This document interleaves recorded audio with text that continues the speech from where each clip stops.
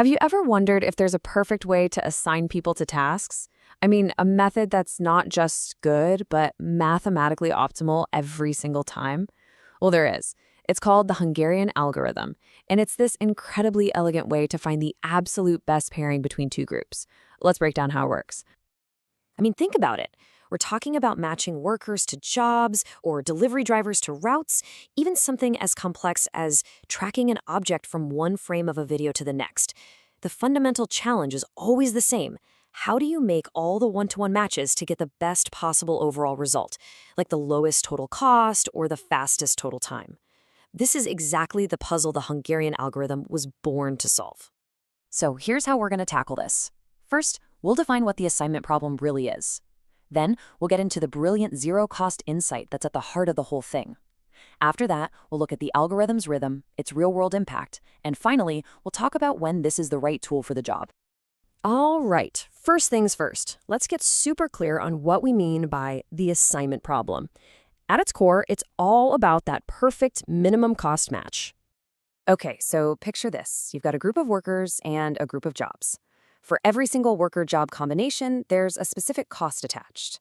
Your mission, should you choose to accept it, is to give each worker exactly one job, and no two workers can have the same one, in a way that makes the grand total of all the costs as low as it can possibly be. That's the assignment problem in a nutshell. Now for the really clever part. How does the algorithm actually find this minimum cost?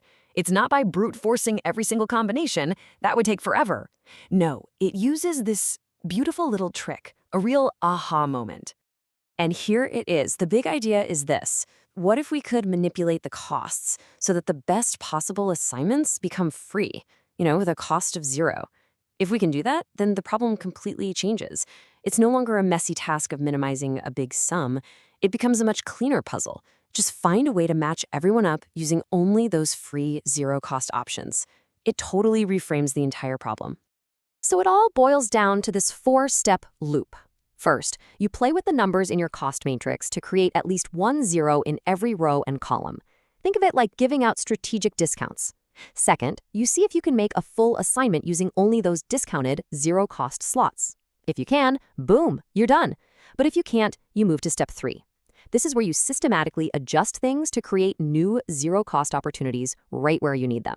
And then you just repeat, search and adjust, until that perfect, completely free matching finally appears. Okay, so that's the core idea. But how does that translate into the algorithm's actual flow? Let's take a look at its mechanics and, more importantly, its performance.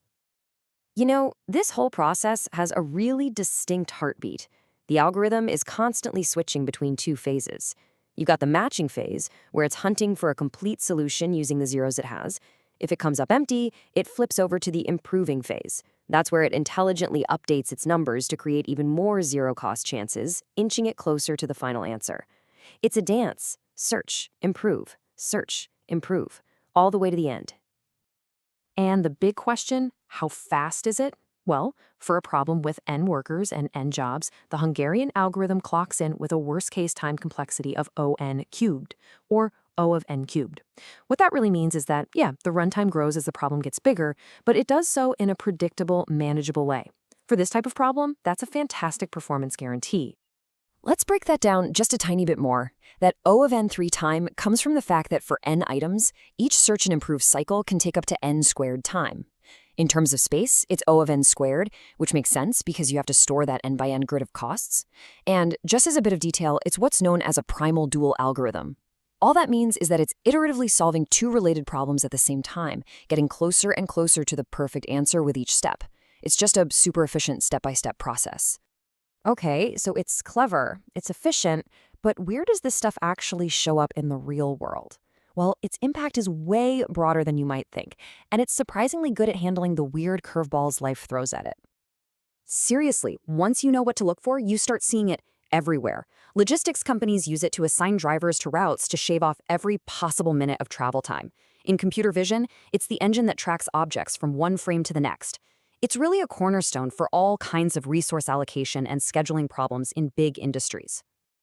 And the flexibility is just brilliant. Like, what if you want to maximize profit instead of minimizing cost? Easy. You just flip the costs around and run the exact same algorithm. What if you have more workers than jobs? No problem. You just add some dummy jobs to make the grid square. Got a pairing that's absolutely forbidden? Just give it a ridiculously high cost, and the algorithm will never ever choose it. It can even handle negative costs right out of the box. No changes needed. All right, finally, let's put this tool in its proper place. Because knowing when to use an algorithm is every bit as important as knowing how it works. Now, a really common point of confusion is how this compares to something like the Hopcroft-Karp algorithm. The difference is simple, but it's absolutely crucial. The Hungarian algorithm is for weighted problems, where every pairing has a cost, and your goal is the best total cost. Hopcroft-Karp, on the other hand, is for unweighted problems. Your only goal is to make the largest possible number of pairs, period. The cost doesn't matter. So if cost is king, you need Hungarian. So here's the bottom line. For that classic assignment problem where you've got a square matrix of costs and you need the absolute best one-to-one matching, the Hungarian algorithm isn't just a good choice, it's the specialized optimal tool for that exact job.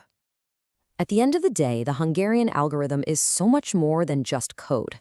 It's a powerful way of thinking that can turn a massively complex optimization challenge into a systematic, elegant search for free options. So as we wrap up, I'll just leave you with this question.